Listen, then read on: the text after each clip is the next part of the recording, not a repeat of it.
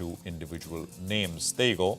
It's largely, actually it's kind of split, right? Many stocks are still opening up, but I can spot some more red than green, at least right to the word go. Surabhi. Okay, remember Tata Motors? Sudarshan was just telling us about how things could get so much better, or at least easier, if not better, for JLR, because some of their main plants are located in Europe. And now with this 15% tariff being settled, look at the stock fly. And again, it's positioning, what we were just discussing, it's the earnings of the weekend, so that stock's holding higher. There's ICICI Bank, there's Aisha, but the overall picture is negative. The Nifty is down 100 points almost. And the casualty comes in from both BFSI as well as IT. So is it a bigger indication of the pressures that lie ahead? Look at what's happening to IT stocks. TCS is down 1.5%, Wipro is down 3%, Infosys is down 1.2%. HCL Tech also lower. So all of IT has been slammed because this market is seeing this real negative surprise from Kotak on most fronts, margins, credit cost, asset quality, and the market wasn't prepared for it. 5% lower on Kotak Mahindra Bank. So those are your two hits. Bajaj Finance also on the lower side, Axis Bank on the lower side. IndusInd Bank is reporting numbers today positive because of all the BFSI earnings over the weekend, the best in class has actually been Shriram Finance. So you're seeing some specks of green on it. But otherwise, it's a tough opening. 100 points lower now on the Nifty, Nigel. Well, that's right. A few stocks, though, are outperforming from the broader market. Just to pull up a few of them, Orient Cement, the EBIT, couple of costs, like other expenditure and employee costs, are down by around 17 to around 18% on a sequential basis. And the street continues to fear what happened with Sanghvi. Will it happen with Orient as well? Because there's a valuation comfort, but ultimately it could get folded up into Ambuja Cement. So that's why that stock is not rambo. So disappointing, in a quarter that we should have seen some kind of growth on the EBITDA front. Actually, that's not come up to expectations. But the stock is down only 2.5%. Because as we mentioned on Friday, the street was sniffing that the numbers are going to be weak. So that's why that one, in fact, is down. Good profitability as well. That's doing well. Sai Silk as well. I think we should get that one up as well. That one as well is opened up with some good gains this morning. So that as well in reaction to its numbers. Both of them, in a market that's wobbly, these stocks are actually flying away. So the market's willing to remove that we're seeing on that name. And remember, these are stocks that have already done well. Other house from the housing pack as well, that stock has seen a good run. So, though we're talking about numbers not being too good and the earnings season being a little bit subdued, well, I've named 5 to 6 stocks actually this morning that are actually just throwing up all sorts of negative surprises. There are select names, particularly from the broader markets, that are actually doing well. Number one volume-led gainer on the NSE is Sharda Cropchem. Sharda had a massive move on Friday, right? So Sharda Cropchem, almost 1 million shares out of the gates, right? And its stock's up about 3.5%. It's a big one. Orient is picking up on the back of those numbers. 5% now. It started gainer. Look at Aadhar Housing. Aadhar Housing Finance is up 7%. And humongous volumes for this point in the day.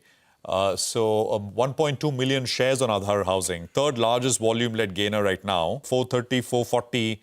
And it basically hit a low of about 330 or so, but starting to come back up. Volumes are high. Poonawalla FinCorp, I think we mentioned it, 2.5% higher. Sai Silk, Nigel mentioned. We have Wockhardt Pharma. There was that flash at the which is apparently in UK. Some of the tests have proven to be very effective.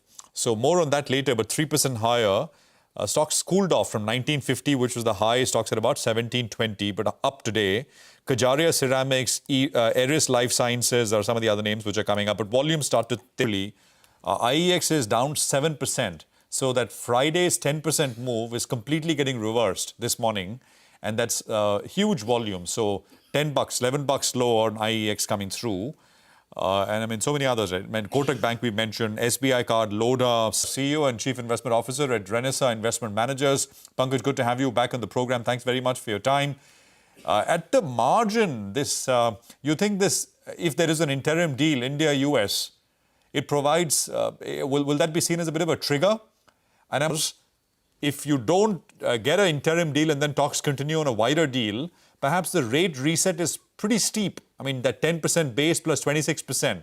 We don't know if that is going to be the rate if we don't get an interim agreement in place. But do you think that is also going to weigh? Anybody's guess which way this goes, whether we get an interim one or a full-scale deal. But I still believe that eventually, irrespective of the fact whether we get an interim or not, even if there's some higher tariffs in the interim, I still think there could be a carve-out in terms of extension if they're not able to reach a deal with India.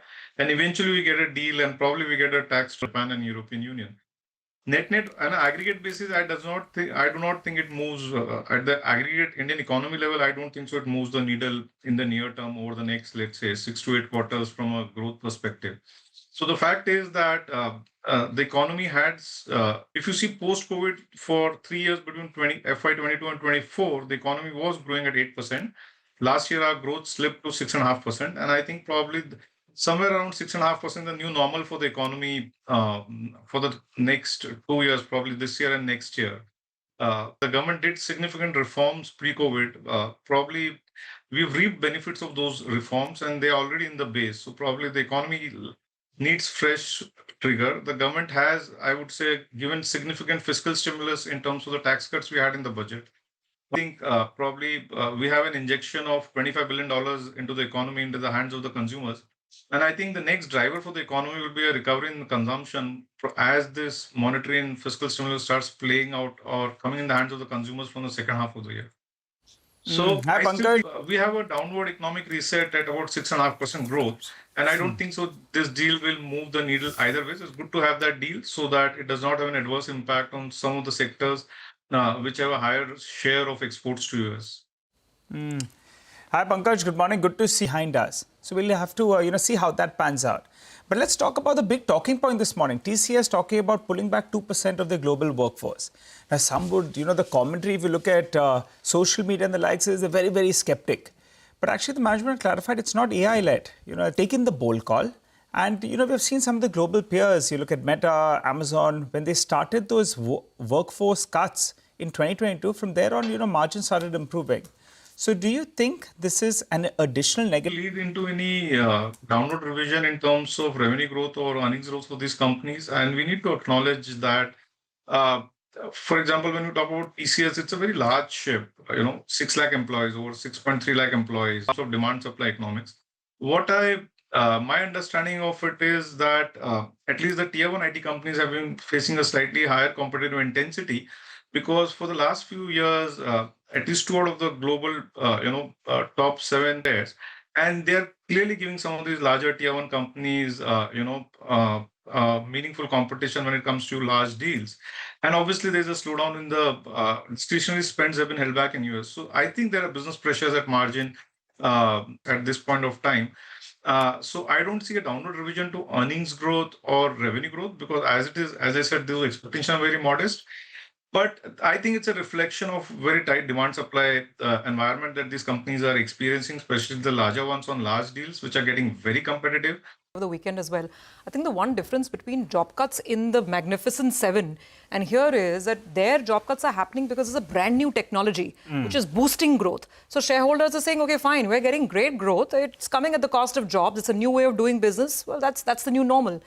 In this case, like tomorrow, this is because of tightness. Like, Pankaj is also saying, deal pipelines are tight. There's probably not that much work for the present skill set. So maybe the slight difference between the job losses globally and over here. My limited point is it may not be the time to sell.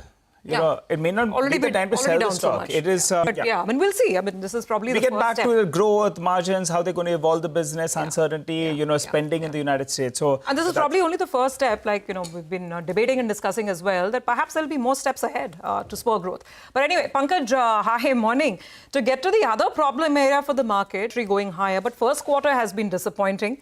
How are you looking at the frontline banks? And do you think this is just a passing quarter? We shouldn't get too pessimistic? Morning, Surbi. Just to chip in onto the last point and to Nigel's point, I completely agree. Just think about it. This kind of job cuts done when companies get into this kind of a thing, probably a tough demand environment, probably I think for a long-term investor, that's an opportunity to buy and not panic and sell at this point of time, as long as you have a slightly more longer-term view.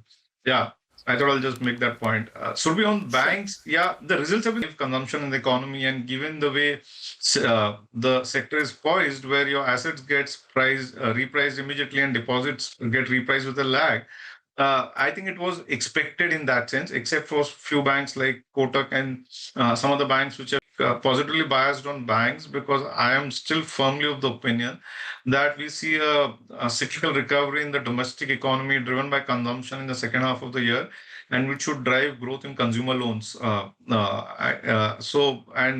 Apart from playing direct consumer stocks, these banks taking a view which is over a period of a year or so. Okay, all right. Good to hear your thoughts as always, Pankaj. We look forward to having a longer discussion with you in the time to come. Wishing you a good Monday and a rocking week ahead as well, Pankaj.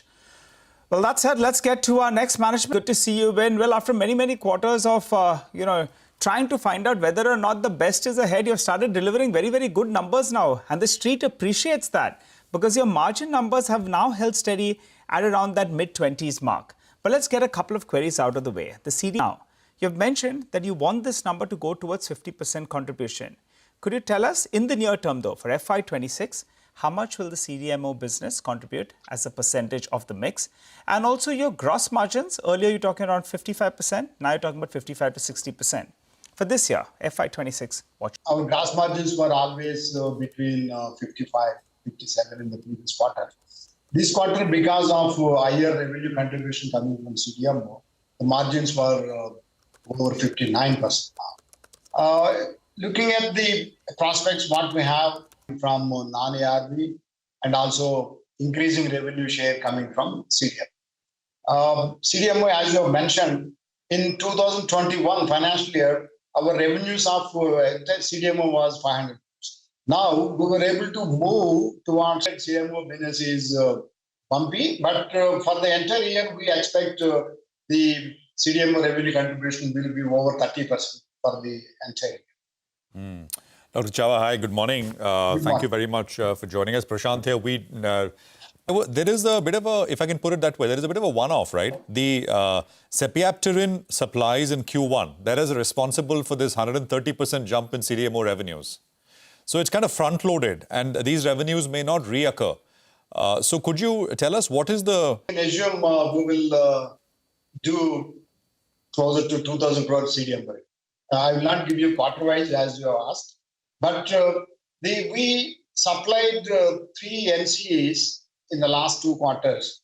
For the when the molecule goes commercial, they will continue to buy. So they may not buy every quarter, but they continue to buy. So we have a very good pipeline in CDMO, and we expect the traction will continue. Right? I mean, up big time. And you're saying we should be in this 55 to 60% range, right? Even without this cepiapterin contribution. What about EBITDA margins, sir? I think they were kind of flat even as gross margins expanded. I believe we will be at least 25% EBITDA margins. FY26, 25% EBITDA margins. Yeah, around 20%. Okay. Mr. Chava, you said you've signed 2 new deals for NCEs. Is that what you said? If I heard you correctly, if you can tell us on a broad business basis, is tied to early stage molecules, etc., and how much is kind of sort of close to commercialization and sort of, So the revenue contribution coming from phase 1 preclinical is not that significant. Okay. Okay. It's majority all mature and late stage. Yes. We'll speak to you once a quarter. Are you seeing any impact to the biotech funding slowdown in the United States? And what could the potential impact be on your business? See, most of our revenue coming from big pharma, where they have a strong pipeline and they are not worried. Any increase or decrease in funding to biotech is not going to impact us significantly. Sir, just a question. I mean, just to understand your exposure to various geographies, I imagine US is still a very big part of it. But what about of exports in terms of the UK pharma market is minuscule right now. There's also the US-EU FTA. So all of these new alliances, I mean, can you tell us if that materially has any positive impact at a margin level or at a pricing level for you? Our pharma at this juncture. Got that. Could you, Dr. Chava, talk to us again, just to go back to the CDMO business, could you talk to us about the opportunity from, if I've got this correct, this is a painkiller basically, right? Non-opioid. Just give us some sense, sir. We don't think any tenders for that molecule, and we can't divulge anything potential of that molecule because of confidentiality. So, sorry, you're saying there are no... Some analyst report, they have added two sentences together. That's the reason you are thinking this. And ARV's tenders, and this has no tenders. No, this is Vertex's Suzitrizine, right? This is the painkiller where you are apparently, I mean, at least that's what reports say, that you are... I think based what market predicts may be right. Okay, all right. So very quickly, before we let you go, it's been a good start to the year. You have helped us out with most of those numbers. 5,500 crores you did last year. After this good start, what should the broad range be on the top line growth for the year? 30% then. That's the derivation that we get from that comment. Well, thanks a lot, Mr. Chava. Now, can I just, sorry, 1 minute. Dr. Chava, you, sorry to come back. I just want to, you cannot talk about it, right? That's what you're saying about this molecule, about this drug. See, because of the confidentialities and all, I think we'll leave it to them. So beyond that, we can't comment. I see. Okay. Point taken. I mean, I just wanted to get that out of the way. Thank you very much, Dr. Chava. Appreciate you joining us as always. That is Laurus for you, but I think we have Shriram Finance ready with us. Absolutely. All in Shriram Finance is actually leading that recovery. 2% up makes it the best performing stock on the Nifty. Couple of other NBFCs as well, actually. Bajaj Finserv, for instance. SBI Life. So the non-banks looking better than the banks this morning. So let's take the conversation forward. We have Mr. Revankar joining in. Mr. Revankar, great to have you on. You know, the market's just breathing a sauce. The market doesn't get to hear this too often these days. So therefore, I mean, the stock is trending higher. But tell us, I mean, how confident are you that these trends on improving asset quality, your credit cost has come down to below 2%. You've guided for 2% this year. It's already down to below 2%. Will this continue? Are you confident of not meeting? Thank you. Good morning. Basically, you are right. See, for us, the rural and semi-urban are the largest market for us. And the last 6 months, if you look at the recovery in the rural, it has been excellent. Especially, it has definitely got help because of the rabi crop and also the MSP price announced by the government. And added to that, good monsoon. An indication that the rural economy is continuously likely to grow because of the good monsoon. That also is helping. So overall, and I think that will lead to credit growth also. So, sir, since you've had such a strong start to the year, fantastic Q1, why not increase your guidance? I think your guidance is 15% loan book growth this year, right? And credit cost guidance 2%. Yeah, guidance for longer time. We don't want to change it in the first quarter itself. Let us see after second quarter how it is shaped up. Because that's very important because we also will get output, the Kharif output in September. That will also give us a positive indication. And inflation. Credit cost, can you just explain to us whether we can extrapolate these good trends from Q1? I mean, your credit cost has come down. I mean, our colleague Gaurav, who tracks the company, tells us that calculated credit cost is already down below 2%. So can you give us the exact numbers and tell us whether this kind of performance can be... Difficult to extrapolate for a longer time because it keeps changing. Right now, we are happy with the rural recovery and that's really helping us. But generally, if you look at our company over the last 10 to 12 years, we have plus or minus 20 basis points. And we're happy with the current quarter's performance. Okay, so credit cost, 2% guidance, plus minus 20 bips. Got that. That's quite helpful, sir. And you're retaining your loan book, which is why margins fell more than expected this quarter. Just run us through how cost of funds is moving because, again, you're confident that margins will revive to 8.5% by the end of the year. Just tell us what the factors at play are in terms of your cost of funds and how the book is shaping up. Yeah, the incremental cost is really helping. And also, we have reduced the deposit interest rate with effect from August 1st week.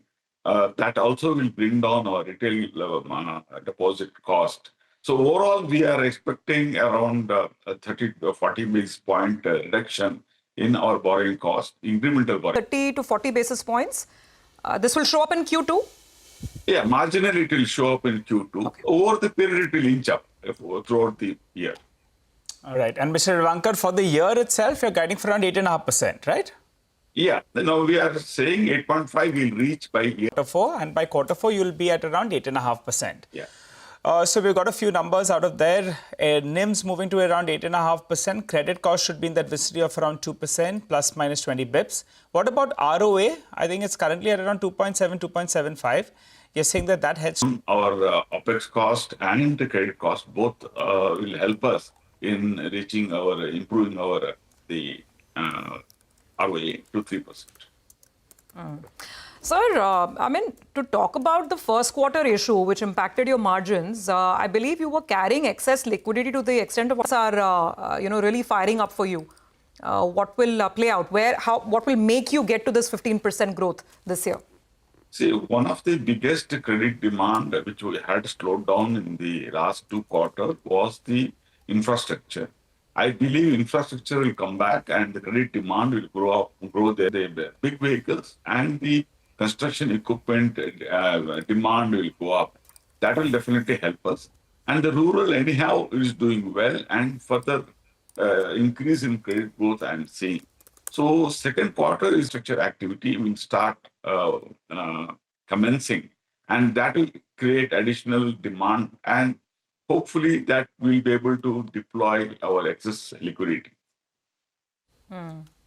Sir, I come back to the asset quality question. Stress is well contained. Like I said, some lenders that we speak to, they're talking about pockets of MSME where there is stress. And also for you, your gold book declined year on year. And I think their stage 2 assets have increased. So can you just tell us specifically on gold if there is any concern? Gold value keeps going up. The stage 1 and stage 2 movement in the gold has no relevance for credit cost. So there is no surprise there at all. So because normally the interest is paid on settlement, and some people delay. That could be the only reason for some third quarter of the previous financial year. But I think it is now addressed. I don't really see a big challenge in the MSME. But the cash flow mismatches for small business people will continue to remain. Small businesses, we don't lend to manufacturing. So we don't have much fluctuation in MSME. In MSME. Yeah. So on that point, sorry, I just wanted to... CV, you said, is doing very well for you. There's no concern on asset quality. Kotak Mahindra Bank... We don't really see, because see, the business model, ours is different from that of a bank. We have a one-to-one relationship with each of our customer. So we do have that kind of access to the customer. So we do manage, whenever there are challenges, we do manage. And we visiting the customer or even sometimes taking back the asset. So this helps in controlling the retail portfolio. All right, Mr. Revankar, good speaking with you, sir. Thank you very much. So another good quarter and a fantastic run. Thank you very much. We take a break here. We are back. We have the Lodha Group management joining us to talk about their first quarter earnings and outlook going forward. Stay tuned.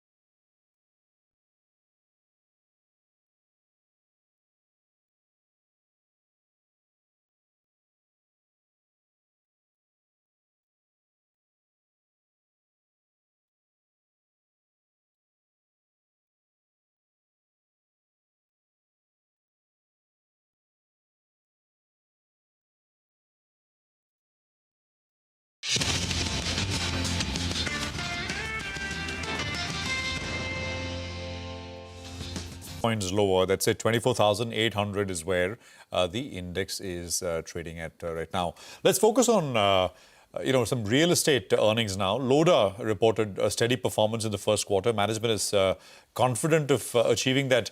The group, he's with us now to take some questions.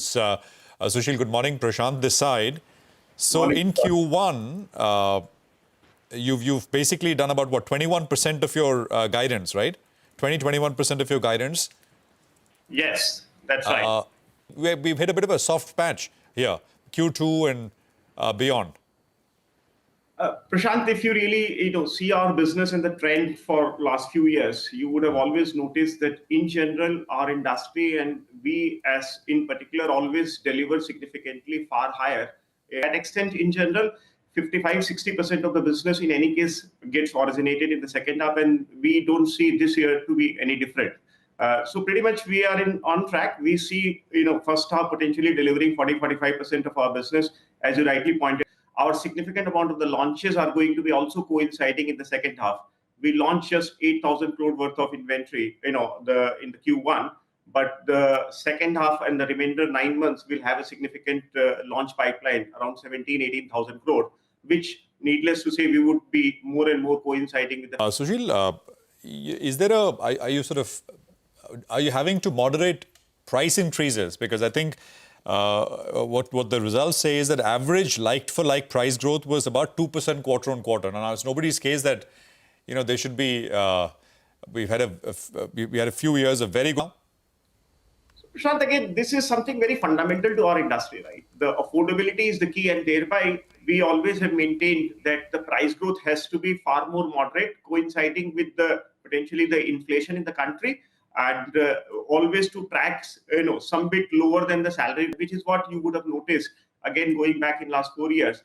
Even last year we delivered around 5% price growth, and that price growth kind of comes across 4 quarters. So to that extent, the first quarter actually is no different. 2% is price growth out of the 5-6 that potentially we target to ensure that the affordability remains robust and the demand that continues to sit in the country, which to our mind is humongous, knowing the home ownership being so low at this point, should unfold with the affordability being ensured to be intact. And that's the strength of our brand, Loda, right?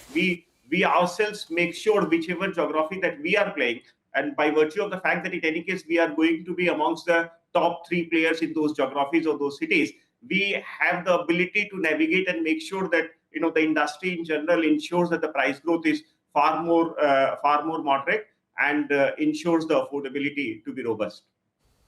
All right. Hi, Sushil. Good morning. Good to see you. When, as you're saying, you're sounding confident about pre-sales of around 21,000 crores for this fiscal, right? Absolutely. All right. And the broader, outlook is that you hit around 50,000 crores by 2030. At that point of time, when you go to that sort of a scale, what could the geographic mix look like if you could break it up for us? Taisel, as you know, that our strategy in terms of geographical expansion is always go deep into any city that we pick up, and rather than wide. And that too, we are always kind of very measured when we enter into any new geography. You can take an example of be it Pune or be it Bangalore that we entered, recently. Bangalore we entered in 2022, but we were very, very moderate. And we ensure and we believe in creating the right set of capabilities, the sales machinery, and the local capability to deliver that particular geography rather than going all out for numerous cities. So that being so, the Bangalore is the city where we entered in 2022. Now this year, we having been satisfied in terms of our local capabilities, the sales machinery, the skill set, the local regulation, we are going for the growth, and which is where we feel confident that in Bangalore market, perhaps we will more than double the delivery or our sales this financial year. And so is the time that we are now looking for another city to be added in the which will go for the pilot stage, just replacing Bangalore, because Bangalore goes for the growth. So potentially the NCR is the one which we are seriously evaluating and hoping that we should be able to tie up the land parcel in this year and thereby launch in the coming financial year. So net, back to your point, by the end of the decade, by the time that we hit our target of 50,000 crore of sales, we would be. What about Bangalore? And that's one of the IT hubs, right, of India. And news that's coming in today is about TCS going ahead and cutting its workforce, looking at around 2% cut. How much of the transactions that you'll do come in from tech-related space, if you have a rough number out there? And do you think this will be a bit of a dampener with regard to what's going to happen in the Bangalore real estate market itself? Because some were talking about a read-through. Yesterday social media was a buzz about TCS cutting its workforce. And there were some parts of the market that believed that maybe the Bangalore real estate market could get a hit. What do you have to comment on that?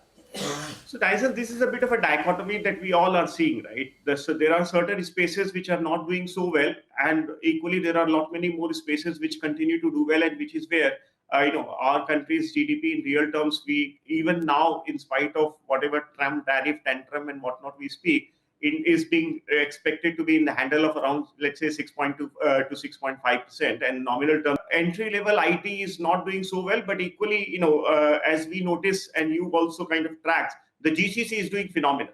So there are numerous facets of the industry which continue to do well in spite of last 3 years not being so good with the IT, and at least from the frontline reading that we pick up. But equally, the demand in Bangalore city year on year, even in last three years, continues to do good, and which is where all the top-notch players, which caters to typically perhaps the audience with salary level, perhaps let's say 10 lakh plus, which is what we cater to, they continue to do well, and the demand for them continues to remain robust. So if the country has to grow, I think the real estate in any case is a precursor, because real estate enables lot many other industries to perform, be it steel, cement, cable, tiles. The job cuts that we're talking about now at TCS, they're going to be impacting the senior to mid-level positions as well. Let's hope that this is not going to be replicated across the IT sector.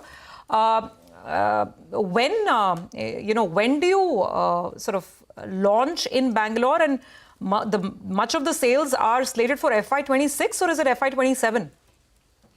No, so the sales is happening every year. As I said, this year, current financial year, which is FY26, we are going to double our sales, more than double from the last year. So we are expecting to hit 2,000 crore plus of the sales coming from Bangalore this financial year, as against less than 1,000 crore that we delivered the last year. So yeah, we have already launched one more project, and thereby we have 3 locations already up and running. We added 3 land parcels last financial year in Bangalore to look for the growth, and we added one more in the current quarter, the Q1. Sure. So yeah, So 1,000 crores, yeah? You're penciling in 1,000 crores of... was last year. 2,000 crores. Got that. More than that. Okay, got it. Thank you very much for joining in, and good luck to you with those plans. That's Lodha Developers, Macrocheck, sort of their projections for the whole year. Just a quick check on the market. The market has managed to cut down the losses quite substantially. This is despite the fact that big stocks like Kotak Mahindra Bank are still weak, IT is still weak, but there's buying in the two titans, the two banking titans, HDFC Bank and ICICI Bank, some little incremental green over there. The non-banks are doing pretty okay, like Shriram Finance is now 3.5% higher after our interview. Bajaj Finserv is doing well, SBI Life is doing well, and a little bit of buying here and there in stocks like Lever as well for some support that's coming through. Okay, let's quickly go back to our, technical setup at 10 o'clock. We've got Mitesh joining in. Mitesh, what do you make of it? There's a recovery from the lows. Does that inspire any confidence? Any index trades at all? On the index, no. But on stocks, yes. I think, the idea is that the structure for the indices remains weak. And the Bank Nifty, while also, it's kind of come up from that 56,200 level, which I talked about in the morning. We got a low of around 56,186. I think the Bank Nifty around 56,500, 600 will face strong supply. So, and the structure is on the weaker side. So there's a good chance of us eventually going back to 56,200, maybe breaking below it. So in that sense, on a slightly more higher level, once this bounce plays out, I would even look at shorting opportunities. But on stocks, I have 2 buy calls right now. SBI Life, I think you were mentioning that. Very interesting chart setup. It's kind of consolidating and suggesting movement on the upside. So buy here with a stop below 1827 for targets of around 1890. And Alchem is the other one. That's a stock which is showing good traction. So Alchem is a buy as well. Keep a stop below 4980. Look for targets in excess of 5100. Okay, right, SBI Life and Alchem. Alchem. Just on Kotak Mahindra Bank, just very quickly, Mitesh, any advice? Any levels to track if someone's already long on the stock? Post the opening, we have taken some bear spreads on the stock of Kotak. So bought some 2,000 puts, sold some 1,900 strike puts. So very clearly there is a position there for some interest. But my belief is that with this kind of a gap breakdown, the first target should be around 1940, 1942, which is where the 200-day average is. And, in the bad case, the stock can even test 1880, which was a weekly pivot a few months back. We got a weekly closing low of 1876 on the 28th of Feb and similarly 1877 on the 20th of September. So in the worst case, 1880, but 1940 looks to me a good chance. The 200 average should be at least tested. All right. Lots of stuff moving, right, in terms of single stocks, both up and down. Market breadth is kind of evenly matched, not very much different. We'll take a break. We are back with Manisha on the other side. Commodities in focus. Stay tuned.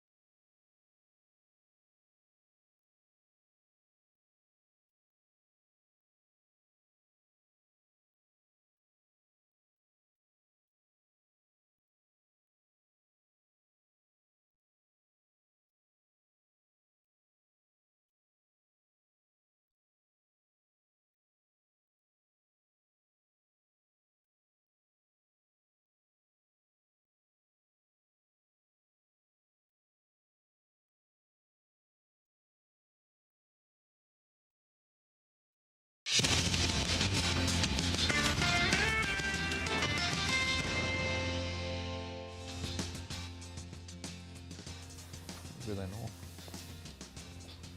Welcome back. Let's quickly take stock of the commodity market. Do quite well, what with all those tariff agreements that we are listening in, sense of announcements. But I want to draw closer home and I want to talk about rice right now because there are various headlines coming in for this one. A very positive cue really coming in for the Indian companies here.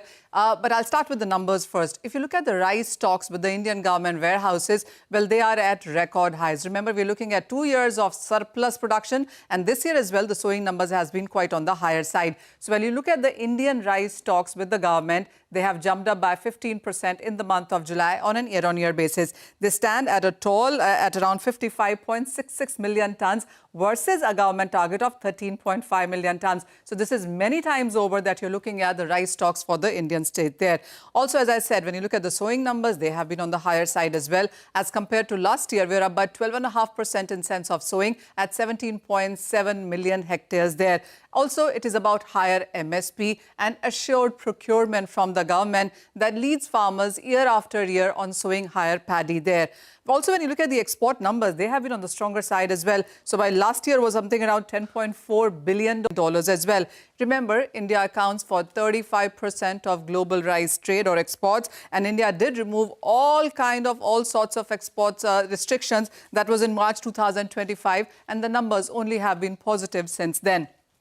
Also, apart from that, India does export to almost all of the world, from Asia to Middle East to Europe to West Asia to US. So we are looking at most of the countries being covered here.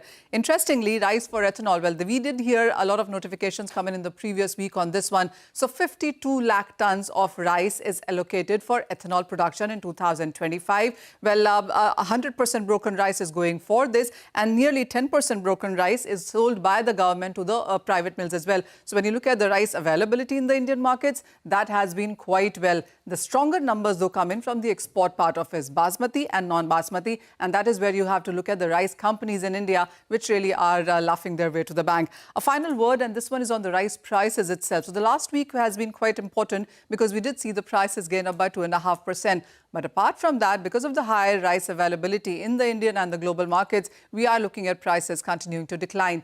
Down 2.5% in last 1 month, 10% down in this year until now, and 17% down in last 12 months as well.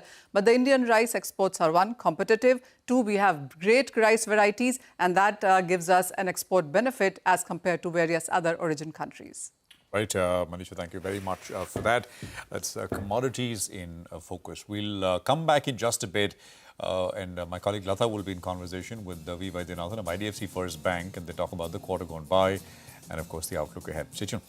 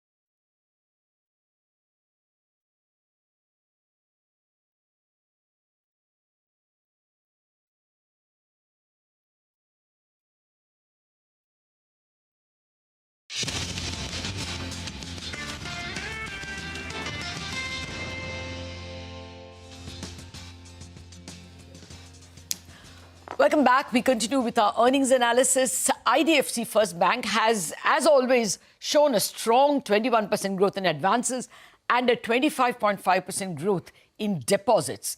But profit is down 32% from year-ago levels due to a higher 24 basis point fall in net interest margins. That is a QOQ comparison. Margins have fallen to 5.71%. There has also been a rise in provisions for bad loans, or what you call credit cost. That's risen by 22 basis points of total loans. What is important is the defaults in microfinance loans have fallen, but defaults in non-microfinance loans appear to have risen. Joining me to give us more colour on the results is the Managing Director and CEO, Mr. V. Vaidyanathan. Good morning, Mr. Vaidyanathan. Thank you very much indeed for joining us. Many congratulations for keeping the tempo on advances and deposits. But the concerns, I'm asking the concerns first. The rise in credit cost or rise in slippages. It is not microfinance. Where is it then? So if you see the overall number, Lata, the microfinance has come down as you put it, but the overall percentage of credit cost, about 2.5%, is more because of the fact that composition is still microfinance, like 500 crores out of that is microfinance. So on the rest of the microfinance book, nothing to specifically to call out. You've seen the numbers that have come from the system as a whole. Slippages in the system actually risen during the last quarter. You've seen results of all companies. I think it's a bit seasonal and of course a little bit of microfinance. But the SMA data, which is the feeder data to the NPA or slippages, SMA, that number has actually come down. Last quarter was 1.07. This quarter was 1.01. So we feel the feeder bucket into the slippage will improve in the coming forward. Going forward. Fair point. A fair point. Just for those who don't like abbreviations, SMA1 and SMA2 refers to loans. Borrowers who haven't paid for 30 days and people who have not paid for 60 days. And that, Mr. Vaidyanathan points out, has been falling, has fallen by 7 basis points in Q1. And therefore, the feeding into NPAs should perhaps fall. But what is the cause of the slippages, sir? Is it unsecured loans? Where exactly is the trouble? Is it MSME? Where is it? I know. There are numbers. There are different numbers coming from the system from different players. Someone talked about commercial vehicles, someone talked about MSME, someone talked about something. But for us, it's a little more broad-based that has come. But also, Lata, the main thing to note is also as a slippage, a percentage sense. In absolute terms, also, percentage sense is also relatively higher for our bank vis-a-vis the system, generally speaking. Also because we do inclusive banking, we do more, if everybody in the country were to give home loans and car loans, really, you need banks like us also who are doing a little more inclusive banking, where the margins also make up for it. If you can see a net interest margin like 5.7%, it's pretty strong. So as the bank evolves into the next 4-5 years, we'll keep aligning more into the mainstream banking system. Okay. No, I take your point. Actually, that also intrigued me. And you spoke about this in our previous interviews also. I have drawn up a table between IDFC and Federal Bank. I'm only comparing the two because more or less you're at about 2.4 lakh crore in terms of advances, in terms of deposits. So that's why I'm comparing the two banks. Your net interest income is far higher than them because, as you point out, your yield on any loan is higher. But your expenses are also higher. Like theirs is 7,200 crores and yours is 18,800 crores. So operating expenses are higher and therefore your net profit actually, and moreover provisions. Provisions are much higher than theirs. So I just want to understand, what are this cost to income? Why is it higher? Is it because you give more inclusive loans so your collection costs are more? No. Let's mix. I think I'm mixing up 2-3 things together. Let's talk about one thing at a time. If you see the business model as such, like I said, we do more of inclusive lending, and therefore they give a higher yield. They also give a higher slippage and higher credit cost. But that model has been coming for 15 years for us. And truly, if you take the next, it's a stage because this is a startup bank. You initially pay a little more for savings interest rate. You lend a little higher, and that's how you start life. We've come mid-path now, where both have come down for us. If you forward this for 4-5 years, if you see the growth for us is coming from more, mortgage and loan against property and gold loans and business banking. So gradually we'll align with the system, so to say. We're also going there. It's a phase. But with regard to operating cost, we'll take a separate question because the bank is setting up just so many things. Federal Bank was maybe set up 100 years ago. So that's been coming along. We are set up 5 years ago. So the setup cost of the model is also very different because it's a 5-year bank, 6-year bank. How do you compare the 100-year-old bank? It makes sense. The employee cost is higher for you. I didn't put all the line items in, but even employee cost, yours is 5,700, theirs is 3,100. What I'm saying is, do you therefore need more people because you give a lot of small loans? collection agents have to be more for you. Is that the reason? Yes, you're right, because the tickets is much smaller. For example, if we do the kind of, for example, we do Kiranas financing, we do salons financing. There are 22 categories of customers whom we haven't done deep dive into. For example, we do restaurants financing. There are auto mechanics financing. There are some and dairy financing. These are categories of business the bank has developed. So they naturally have higher yield, higher OPEX, related higher cost. But since you said OPEX, the main thing to note is, Lata, that the bank has built a deposit franchise from scratch in 6 years. 2 lakh crores of retail deposits have come. You'd appreciate what a phenomenal raw material it is for the future of this bank, like into eternity. So the point is that kind of a capability the bank has built in 5 years. It's not 100 years, it's 5-6 years, right? So that has taken technology, that has taken people, that has taken, all the stuff that comes with it. So, and of course, as discussion progresses, I'll tell you many other things bank has built, cash management, wealth management. We've gone full hog to build a universal bank. So this is like, we are setting it up like that. No, I completely appreciate that point. I'm just asking you if that is the basic difference. It's more a high cost, high return, and therefore, higher provisions. High risk, high return kind of system that you are building. No, I never like to use the word high risk, high return because we're not high risk. It's like a moderate. Well, provisions are higher. Provisions are also higher. So at the moment, at least it is high risk. Maybe, as you say, you will eventually go towards, the mainstream kind of banks. So can we say, how will your NIMs trend?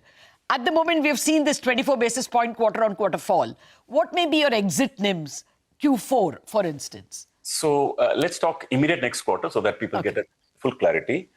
So as you know, this quarter, for example, the deposits yet have not repriced. It takes 1 year to reprice, but the repo has cut and yields have come down. So this quarter has come down to 24 basis points. We expect next quarter for it to dip further because the next 50 basis points yet to be passed on. So think that are marginally even lesser next quarter. But nothing to worry. That's a cycle. By Q3, we expect him to go up again. By Q4, we expect him to come back to about 5.85 plus. So think of it like a dip, and Q3, Q4 will take off from there. Okay. Because but this quarter, Q2, your margins can fall another 24, you think, because of this giant rate cut? I can't say 24, but I don't know, maybe like 20 odd. I don't know. I can't put a number to it. But it's coming down for sure, so people should take note of it. But I tell you, it's a cycle. By Q4, we'll be back up because, Lata, one really good thing we have done, we talked about deposits earlier in a very short way, but the deposits of the bank, we have built such a good franchise that we're able to cut deposit rates sharply. Last quarter, maybe a quarter ago, we cut the fixed deposit rates straight from 7.8% on the peak rate to straight to 6.75 in line with the big banks. So that is a big cut, like 115 basis points. And as you know, fixed deposit is 50% of our funding. So that will give a material development to the bank by Q4 of this year. Okay, fair point. Can you just dwell a little more on the credit cost as well? There are some areas where you have seen higher slippages. What are those areas, and how may they pan out by the year end? So by the year, we think that by Q3, Q4, of course, because microfinance issue will be maybe gone by the time. So the credit cost by Q3, Q4 should be lesser. So like H2, definitely we feel lesser credit cost than the first half. And first half, we said, you talked of many banks, we all talked about seasonality, etc. So H2, progressively, let me say that credit cost as a percentage of average book should continue to come down. And average for the year, like, we are in the zone like 2.05% we talk about, which is about 1.3% of assets. Okay. We feel that's comfortable, actually. It will come down. You should watch this quarter of one corporate loan. I thought you said that there was a toll collector which also pushed up the bad loans. I don't want to keep calling out one-timers because this is part of business. But to specifically, since you asked, I'll just tell you that there was one ATM company that went down in the last maybe 5-6 months. We had 110 crore exposure to that company. We took it all off in this quarter in the P&L. Okay. What will be the growth drivers in the next couple of years or even later this year? like we said, we have to align with the systems. Let me just tell you, what are we doing to align with the system?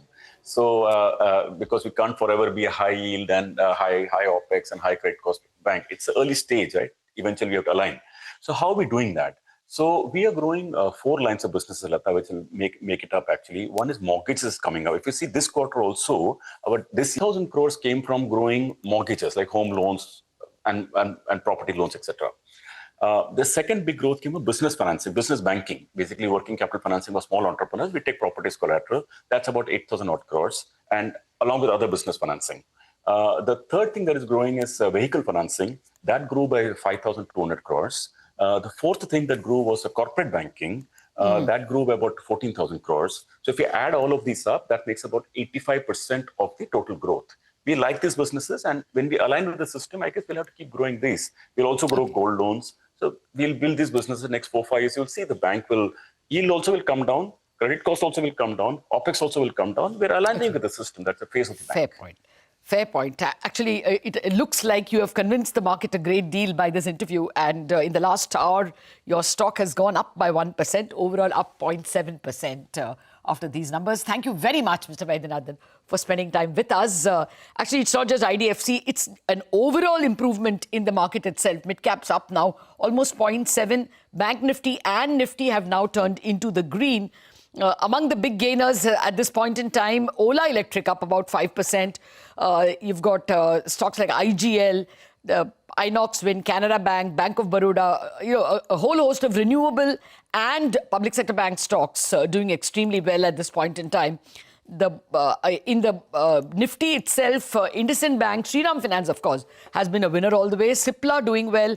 Hero Motor has picked up in the last hour. And you've got, Tata Motors, again, beneficiary of the US deal with EU. So a bunch of stocks doing well. At the moment, we wrap up on Bazaar on the note that markets are climbing, good for the bulls. Chartbusters will take the action forward.